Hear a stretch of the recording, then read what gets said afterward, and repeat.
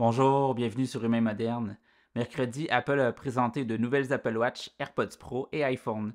Si vous voulez connaître toutes les nouveautés, je vous invite à rester pour cette vidéo. C'est parti!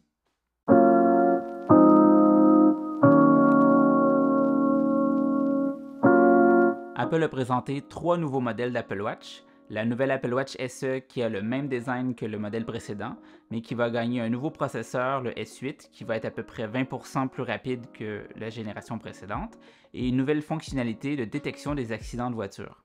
Et donc ça permet que si vous vous retrouvez dans un accident de voiture, votre Apple Watch va vous demander si ça va, et si vous ne répondez pas, elle appelle automatiquement les secours.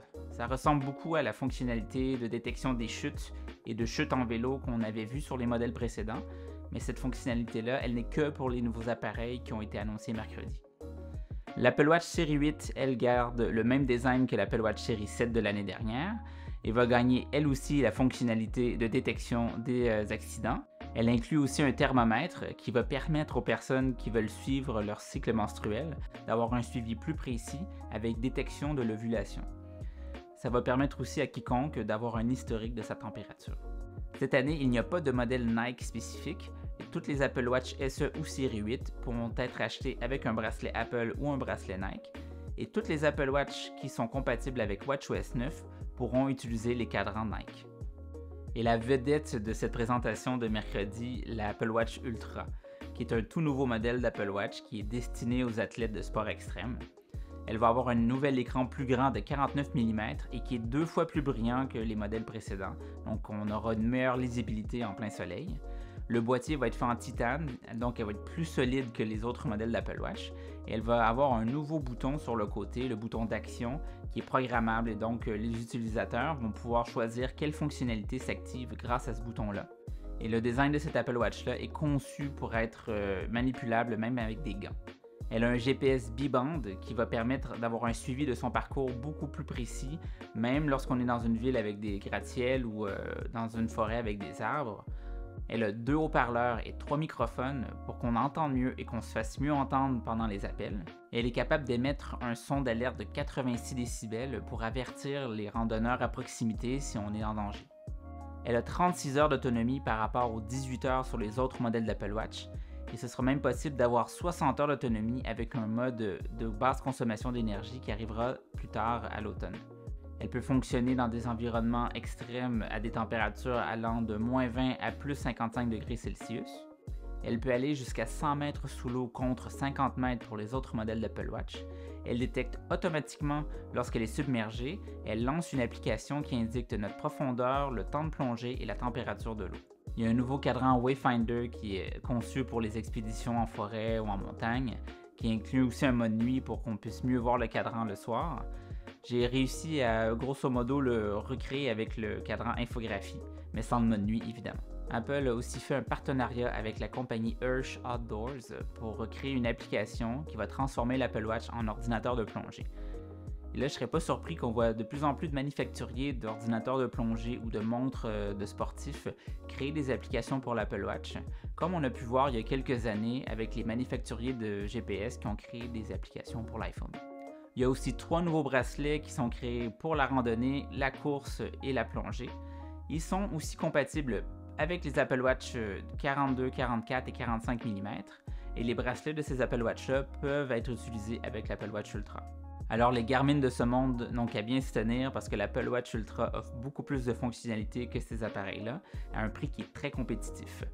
Et l'Apple Watch Ultra, elle est à un super prix en fait, parce que si on prend l'Apple Watch Série 8 en acier inoxydable en 45 mm, qui est le modèle le plus près en termes de caractéristiques, et qu'on ajoute un des bracelets de l'Apple Watch Ultra, on arrive pratiquement au même prix que l'Apple Watch Ultra. Mon conseil d'achat, c'est si vous avez une Apple Watch Série 3 ou plus ancienne, c'est vraiment le moment de changer.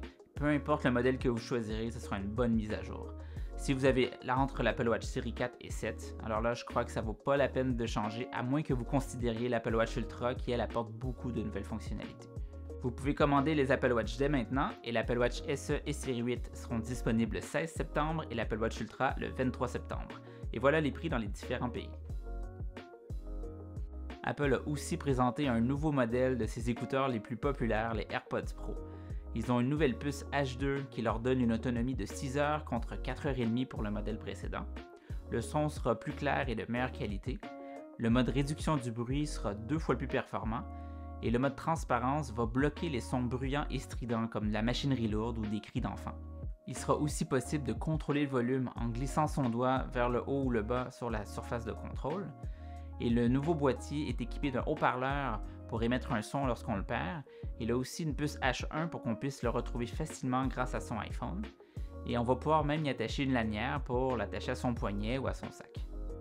À mon avis, les AirPods Pro sont intéressants à quiconque se cherche des écouteurs sans fil et même à ceux qui ont acheté les AirPods Pro 1 il y a 3 ans. Ils seront disponibles le 23 septembre et voilà les prix dans les différents pays. Comme on s'y attendait, Apple a présenté de nouveaux iPhones, les iPhone 14, 14 Plus, 14 Pro et 14 Pro Max. Et ce qui va différencier la gamme standard de la gamme Pro, c'est essentiellement l'appareil photo, mais cette année aussi le processeur.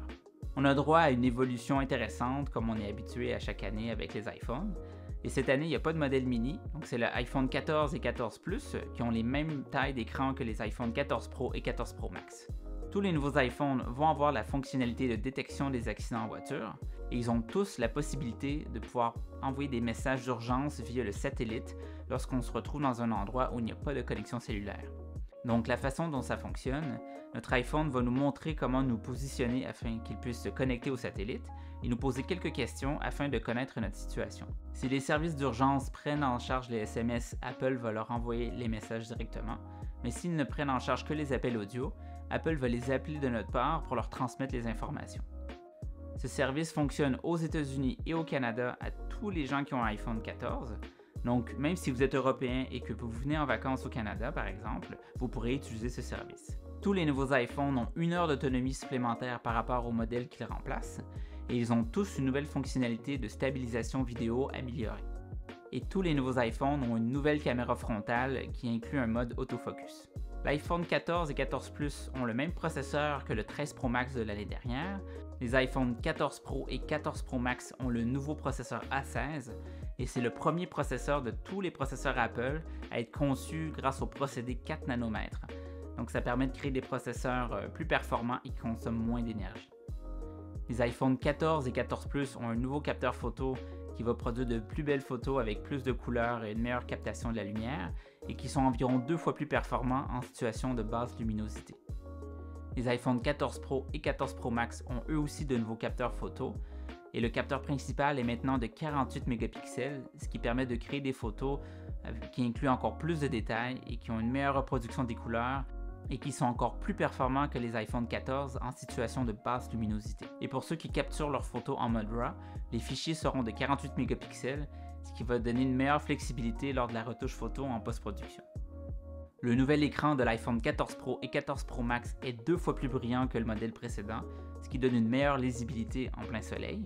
Il a aussi le mode toujours allumé comme sur l'Apple Watch. Et la surface occupée par la caméra frontale et les capteurs Face ID a été réduite, et Apple a créé une nouvelle fonctionnalité autour de ça qui s'appelle la Dynamic Island.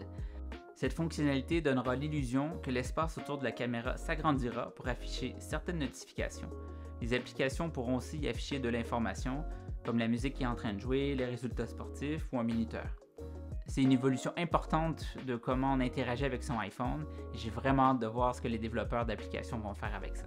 Et pour ce qui est de la vidéo, le mode cinématique pourra aussi être utilisé en 4K et non plus qu'en 1080p comme sur le modèle précédent. Selon moi, les iPhone 14 et 14 Plus sont la meilleure option pour quiconque se cherche un nouveau téléphone. Et pour ceux qui veulent vraiment pousser les choses plus loin dans la photo ou la vidéo, alors là, les 14 Pro et 14 Pro Max sont les meilleures options. Les iPhone 14, 14 Pro et 14 Pro Max seront disponibles le 16 septembre et l'iPhone 14 Plus sera disponible le 7 octobre. Voici les prix dans les différents pays. Voilà, c'est tout pour cette vidéo. J'espère que ça vous a plu. N'hésitez pas à laisser des commentaires sous la vidéo et à cliquer sur le pouce, le bouton s'abonner et la petite cloche si vous voulez être notifié lorsque de nouvelles vidéos seront mises en ligne et ça aide ma chaîne à se faire découvrir. À bientôt!